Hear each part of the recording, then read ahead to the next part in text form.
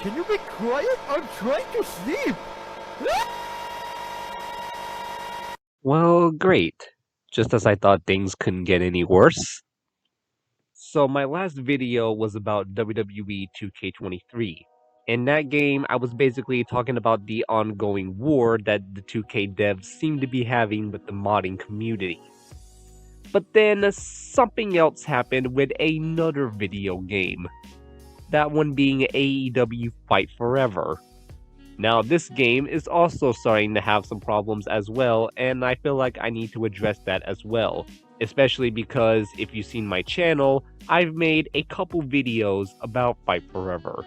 In fact, the first video I ever made on this channel was about Fight Forever before it was released. I talked about how excited I was about this game, about how much it looked like No Mercy and like all the special modes that they were going to have, as well as the horse that you could buy for Creative Arena. Whoa, is that a horse? Is that an actual horse? But as time went by, my playtime for this game started going low, low, low, and low as the months went on, to the point where my playtime for this game now is practically non-existent. Take her to the moon for me, okay?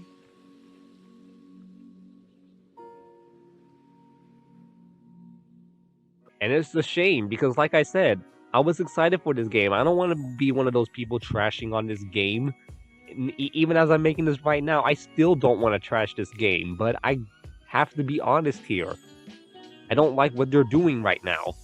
So one of the problems when the game came out was that there was many complaints, such as some bugs that was going on, like this one that I had during a match with Matt Hardy and Sammy Guevara. Other complaints such as a lack of modes, such as match types, a repetitive story mode with the Road to Elite, a video that I was also going to make, but that ended up getting canceled due to a glitch that happened, which you can learn more about by clicking the link above. And overall, it just was just lacking stuff. The gameplay was fun and stuff like that, but there wasn't enough features to keep you coming back. But I still wanted to support the game. I bought the game at full price. I got the season pass.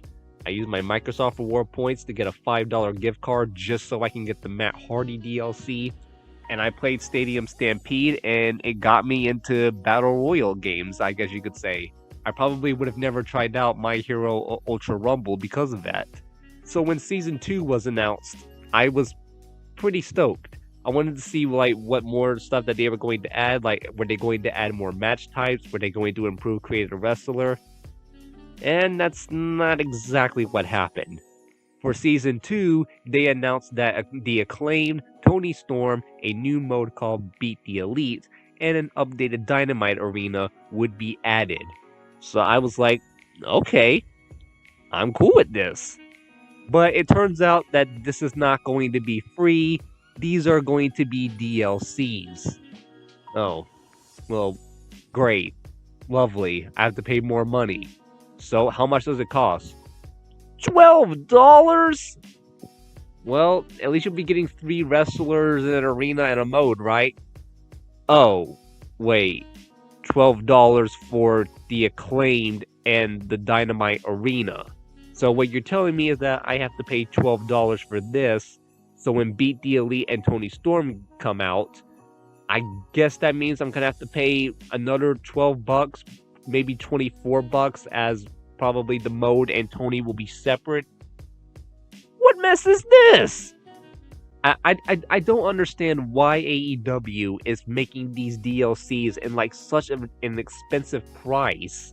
Like that doesn't make any sense. You want me to pay $12 for the updated Dynamite Arena when that should already be in the game?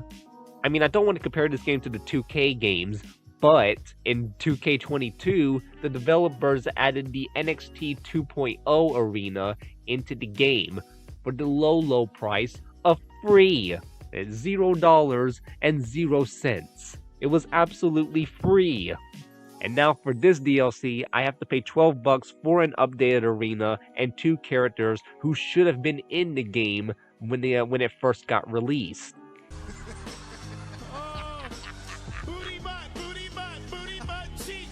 And as for the beat the elite thing, it doesn't look anything special. It just seems to be like one of those gauntlet modes where you just face a gauntlet of opponents, just like every single WCW game you've ever played. Like, I'm not interested in that stuff. Not to mention that by the looks of things, Tony Storm is going to be completely outdated, so if you want a timeless Tony, yeah, too bad. You're gonna get the outdated, the social outcasts, whatever, Tony.